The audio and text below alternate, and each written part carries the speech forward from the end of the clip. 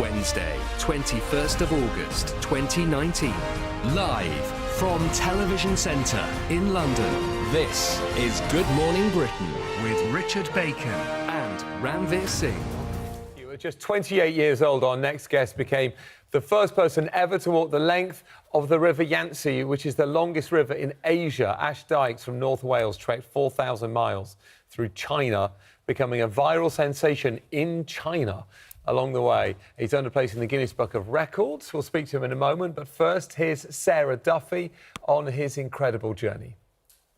Ash Dykes started his mammoth journey in August last year at the Tibetan Plateau where the River Yangtze begins. The first challenge was altitude sickness. Reaching heights of 5,000 metres forced some of Ash's team to turn back and abandon the trip.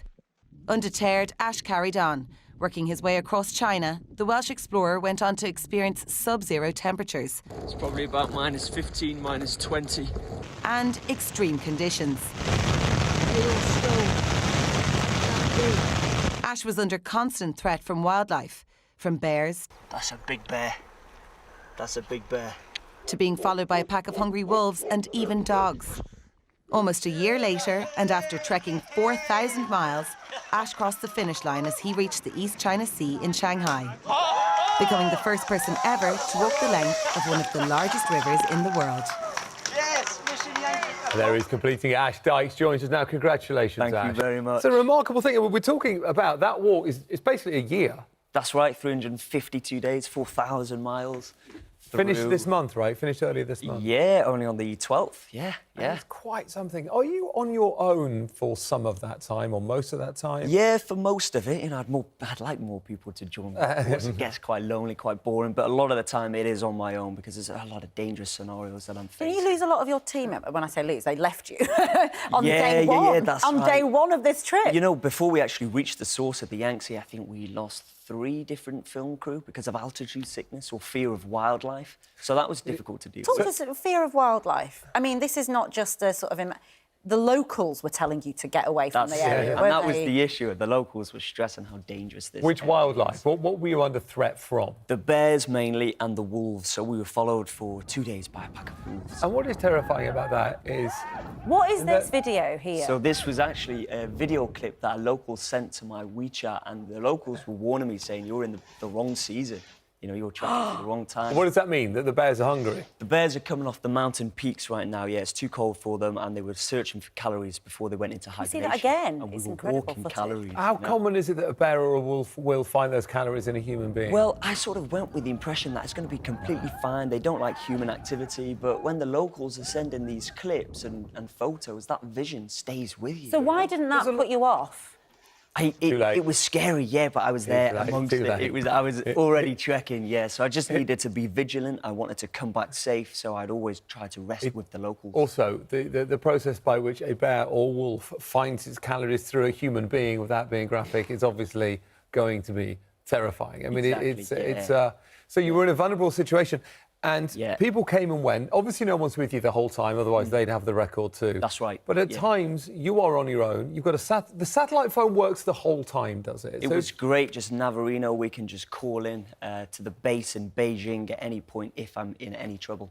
But even so, if you were to be attacked by a wild animal, Yeah. making a phone call to Beijing isn't really going It's to make not- it's really... Could you call the bears off, please? yeah. Exactly that. Yeah, it doesn't really work. Oh So this my is why it took 2 years to plan.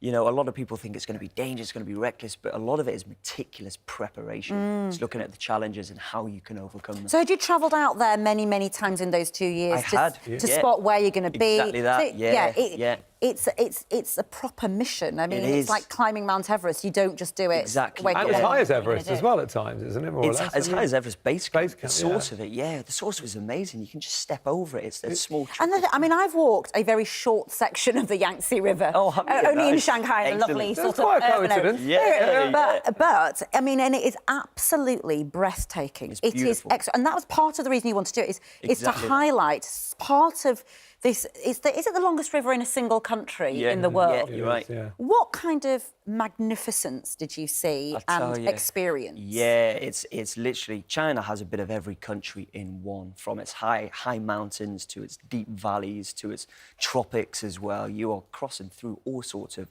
weather systems, terrain, there's different wildlife, different cultures as well. We were filming for an international documentary, so we were capturing the whole diversity of China, you know, and partnering with organisations like the WWF as well, of course. And also, to understand it, you're sponsored to do this. You've done similar, or at least not wholly dissimilar, very long walks in the past. So this is how you make your living. It is, you're paid to do this. This is it now. For the first 5 years, it was just for the pure love and the passion. But since we've started to make it more interactive, more engaging, I've released the book Mission Possible, which was a good hit. We've started to develop more. And you've become famous in China. Yeah. I mean, genuine. It went down really If you well. walk down the street somewhere in Shanghai now, would people know who you were? Oh, I don't know to that extent because there's so many people, but there were a lot of people aware of Mission Yangtze because they were intrigued. I was sharing such crazy content and At the end, quite a lot of people were there to greet you at the end. At the end, it weren't was they? great, yeah. And we look at the photos behind you as well. It is absolutely beautiful. Yeah, isn't it was stunning. Really, really was. It is.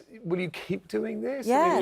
Yeah, you know, I think this is just the beginning, just the warm-up. I think it's going to kickstart even more so. Are there points when it's very boring? You know, are there points? 100%. And you know what? My background is it's martial arts. I was a scuba diving instructor living in Thailand. I was a Muay Thai fighter.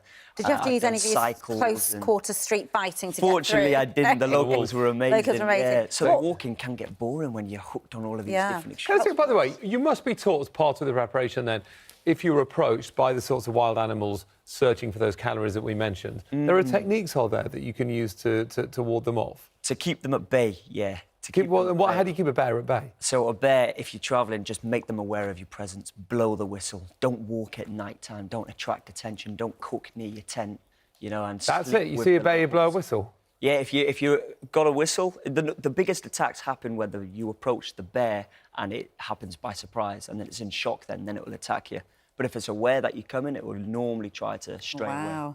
It's You an could use that in incredible- Mansfield when you go home. Is that all right? A little bit of knowledge. And goes you a have to long do more way. than blow a whistle to ward off Yeah. danger in Mansfield. Ash, you're wonderful. Congratulations. Much You're in appreciated. the Stunning Guinness Book of Records. You have a documentary being shown in many countries, not been bought in the UK yet. Yes. We hope to get it shown in the UK Hope as to get it well. shown in the We UK. hope it gets made. It's an amazing achievement. Thank you, Ash. Appreciate that. Thank you.